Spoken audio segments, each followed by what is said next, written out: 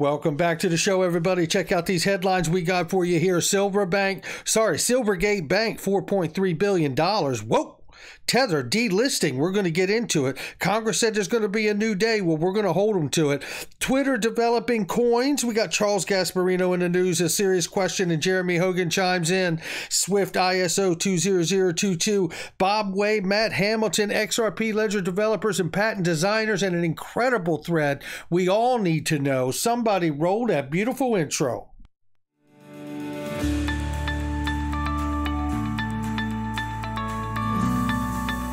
Digital Perspectives with Brad Kimes. Come on in.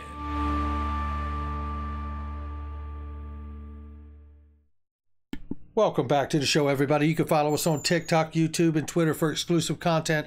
Right now, $890 billion market cap for cryptocurrency. At the time of making this video, we're up 0.8%. Bitcoin, 17,400. We see Ethereum, 1,300 plus. Tether market cap, 66.3 billion. And XRP, 36 cents. We are up 2.9% in the last hour, 3.9% in the 24-hour, and 4.7% on the 7-day. Ladies and gentlemen, if you haven't done it, check out the link to my sponsor here underneath the video, I Trust Capital, Crypto IRAs. The only thing better than buying crypto is buying tax-free crypto. Transfer your existing IRA, start a new one, roll over your 401k, and so many other options, as well as staking, ladies and gentlemen. Check it all out. Click the link underneath the video. Here we see breaking. Silvergate tapped into Home Loan Bank of San Francisco for $4.3 billion in advances in Q4 of 2022. Now, how systemic do you feel that this is going to get? I tell you, this game is getting bigger, but it ain't getting any better. And neither is this. We see right here, action required. It says it appears from this right here that USD Tether is no longer supported in your jurisdiction. Now, I don't know what jurisdiction that is per se, but it does appear here USD Tether and all USD Tether trading pairs will be delisted from Crypto.com app and exchange January 31st, 2023. If anybody can help me understand what area that is, because I don't believe I saw it in this particular thing. No, I did not see it. And I looked, and maybe it was in the comments after, but let me just really quickly here check. Yeah, from where is this mail? That's what I've been trying to figure out too. So if anybody could absolutely help us figure that out, we'd certainly appreciate it. But heads up if you're on Crypto.com and you find out you're in that jurisdiction. Now check this news out right here. Look, ever since Elon Musk has purchased Twitter, it has been the talk of the town about whether Twitter will go through a metamorphosis, a transformation like Facebook to Meta, like Twitter to X.com. It feels like the beginning days, or at least stages of that, is beginning to happen. But what we're seeing is more of a working within the current financial structure to do what they're doing here. This is Twitter developing coins featuring with Stripe payments. If we go into this, it does break down here that Twitter is continuing to develop a new feature that will allow users to give each other awards using coins that can be purchased with fiat currency. And all of this is going to be done through Stripe for now. So we will keep an eye on it to see if it moves to digital assets in the future, but it does feel like tokenization is coming, even if it's in the form of the token you buy and it works for the platform. We'll see how the incentives and features develop. Right here, this is a reminder for everybody. This was back in May, before last summer of 2022 in the spring. But I wanted to bring this up because you remember that Congress told us, especially the right side of the aisle, said, you know, if we get control, there's going to be a new day. Well, I'm here to ask and remind everyone that Warren Davidson, Tom Emmer, and the rest of them, there's no anointing oils. We don't need lip service. What we need is action. Let's not hamper or stifle American innovation. Let's see you come to the table and bring some real action and not lip service or political posturing. Right here is Charles Gasparino says the crypto community sees a bloodbath if the SEC prevails against Ripple in the in the form or of more regulations oversight that will impact nearly every sector, including the exchange business, given Gary Gensler's desire to force registration of every coin but Bitcoin, we discuss on Fox. Well, let me tell you. Then there was this. Charles Gasparino also said Coinbase tells Fox Business that it's developing a plan to survive SEC regulatory crackdown on digital assets using broker-dealers to trade coins registered as securities. Move comes as SEC case versus Ripple looms. SEC win could force coins aside from Bitcoin to register. I asked a question, serious question, who exactly would XRP register with? Ripple is a company, XRP is a digital asset. And then, of course, there's this person here with not so good remark. And then we have Jeremy Hogan who chimes in and says, well, except when you buy $1 of ABC Startup, you own an interest in the company. When you buy XRP, you don't own nothing of Ripple. If you don't believe me, try walking into a Ripple board meeting with your Nano Ledger to place a vote. He's got great humor, ladies and gentlemen. He's spot on, and he's got great humor. Go live on ISO 20022 for cross-border payments and reporting. CBPR is coming in March 2023. To support your preparations, our latest webinars start January 17th. Look, March 2023, just really, could you make it up? I mean, I'm not suggesting that we're going to see XRP used in March, but it does strike me as very, is it coincidence that the case is potentially going to end in March of 2023 at the same time that ISO is really going to get off the ground here with Swift and to go live? I don't know. I mean, I'm not suggesting that we're going to see price action. I'm not suggesting we're going to see settlement with XRP. But what we do know is a fact. Rubber meets the road. Ripple was the first distributed ledger technology company to be brought on to the Standards and Body Committee for ISO 20022, followed by Stellar, XLM. That's true. Now, here's a great thread, and shout out to Zach Rector here who got this going. There was a great Twitter Spaces last night, and Matt Hamilton and Bob Way both chimed in. Jeremy Hogan was in there too, and it was a great conversation. And there's a great thread that came about because of it after Zach apparently made a video here.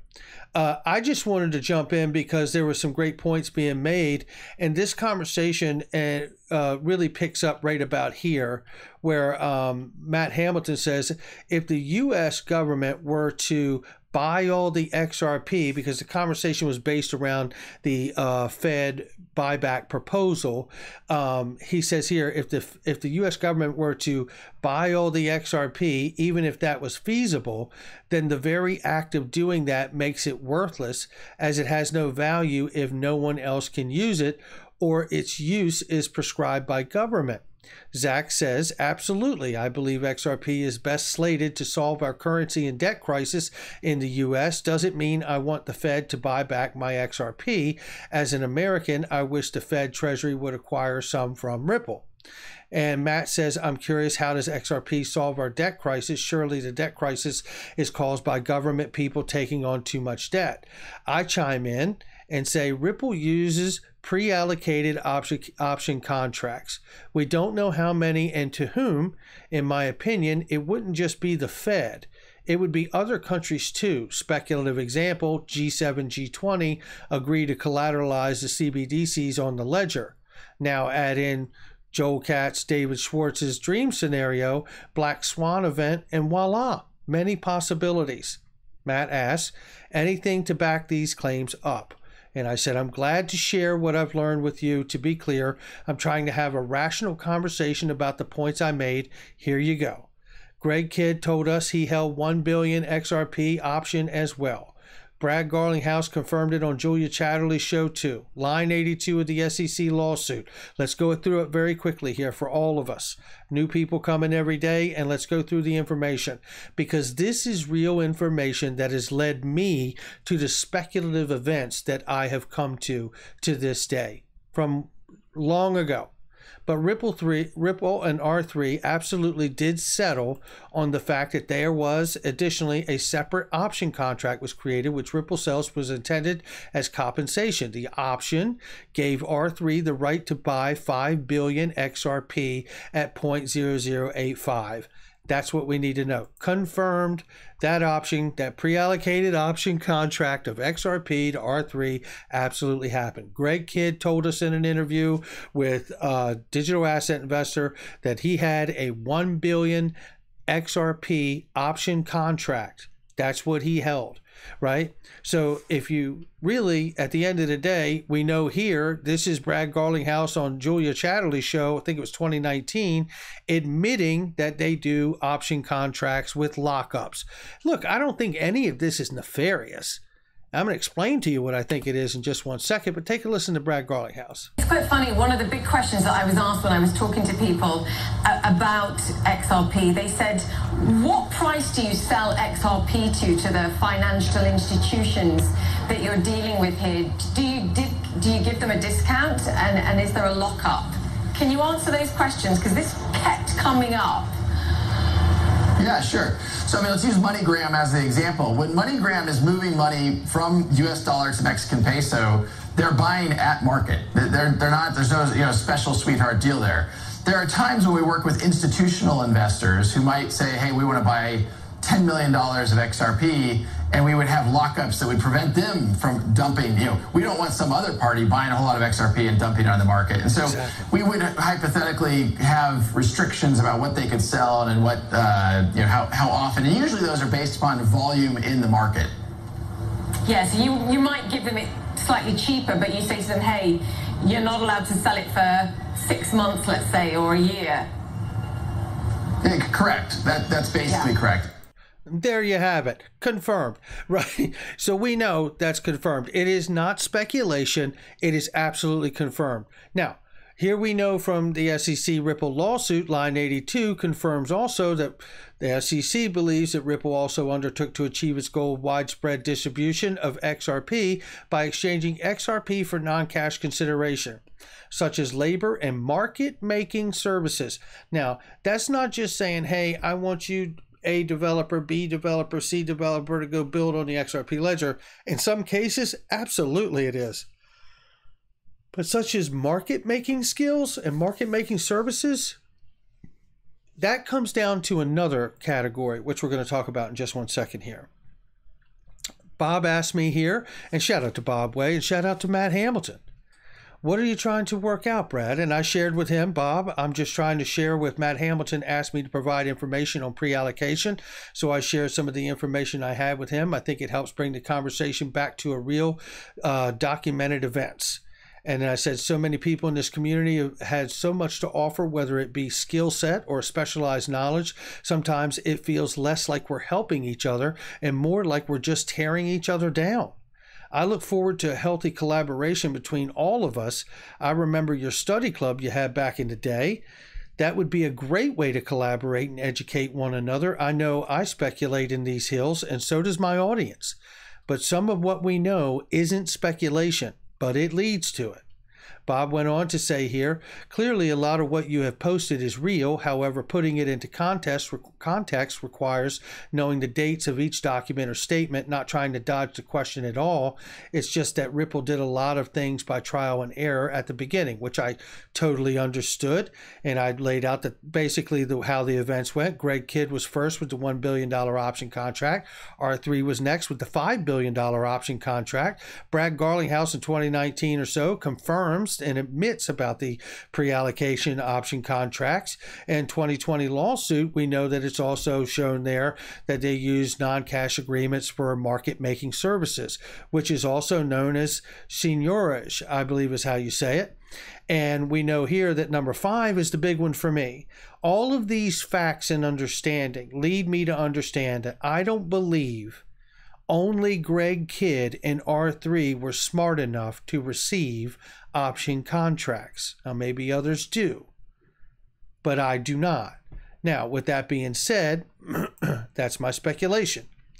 But in this, I just wanted to bring it. There was another spot here that Bob had some really incredible comments, and I wanted to share those. Okay, so here we go. This is it right here. So he says, okay, right here, most of it was not directly involved in, but just for background reference, Ripple, the company, was given 80 billion XRP from the founders. The task was to make XRP Ledger distributed network useful for something. At the beginning, it wasn't clear who would use the ledger or why they would use the ledger. The early company went through many pivots of focus. The XRP ledger isn't like Bitcoin. Its focus was not on XRP, but rippling transactions being used by payments. That means cross-entity and cross-currency payments. Before you can do this payments, you need to first create currencies on the ledger and entities to on and off ramp those currencies. Originally, those entities were termed gateways, and that's how we got gateway like SnapSwap received USD wires or ACH transactions to their bank, then issued USD on XRP ledger to depositor. The USD owner could now pay someone else with it. Gateways were not banks. They were money service businesses that use banks to hold their funds. And I totally understand that. Then I shared the most recent news that we have from Ripple that's public. It certainly has come a long way. I know it still has a ways to go, but that is truly impressive. We're talking about now being in a situation where on-demand liquidity, which is the use of XRP expansion into nearly 40 payout markets around the world, representing 90% of the FX market. This is from Ripple's report here from Brooks Entwistle, Senior VP of Global Customer Success at Ripple, right?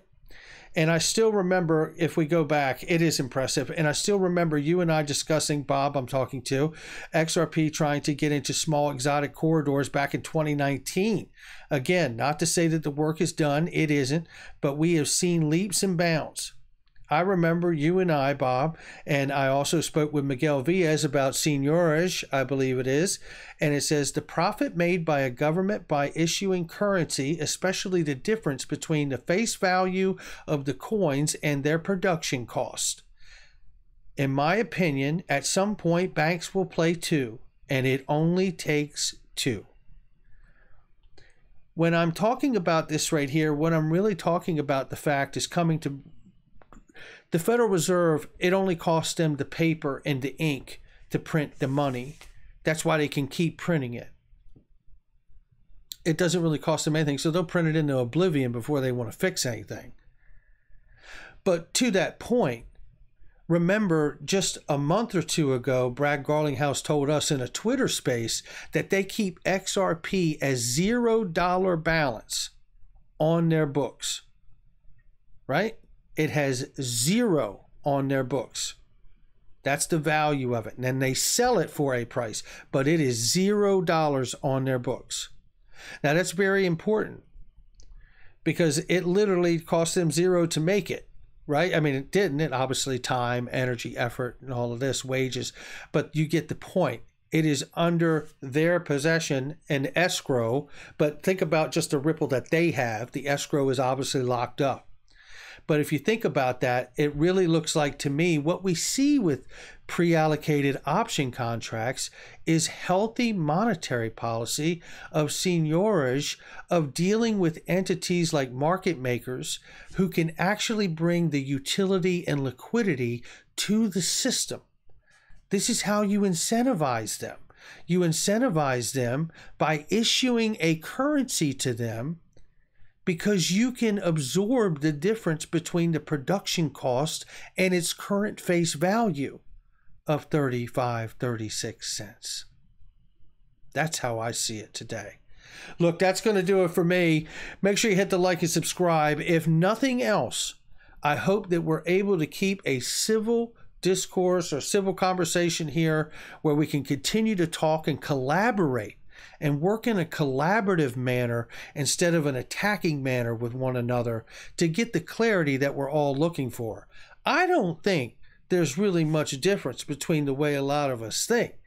I think there's just a difference in how much confidence with which all of us believe what we talk about. Not financial advice from me or anyone else. It's just my digital perspectives. I'll catch all of you on the next one.